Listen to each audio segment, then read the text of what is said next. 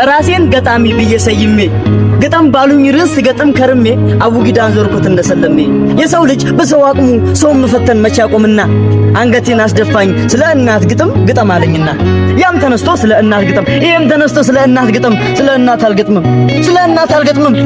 ምክንያቱም እናትን የሚገልጽ ምንም ቃል አላውቅም ከቃላቶች ሁሉ የተሻሉ ናቸው እናትን ባይገልጽም የተመረጡ ናቸው ብዬ ያስኳቸው እናትን ለመግለጽ ጉልበት አነሳቸው መስሎኝ የሚገልጻት እናቴን ጀግና አርኳት ጀግናስ የሚለው ቃል ማረጉ ቀለለ ሰርቆ ያመለጠ ጀግና እየተባለ ጥሩ መጥፎም አንድ ቃል ይዋሳል እንዴት መጥፎን አዝሎ ጥሩን ይወክላል እናቴን መግለጽ ባለመቻሌ ከፋኝ ግን ለእናቴ አንድ ስተታለሁ ኢስማኤል ለኢብራሂም አንድ አይሳቅ ማማ አንገት እንደሰጠው በፈለግሽው ሰዓት ሰዋልሻለሁ ቀርቶ መሰዋት ለሷ ነው ከባድ ቅጣት የኔ ምቾት ማጣት እንደው ፍቃዷ ቢሆን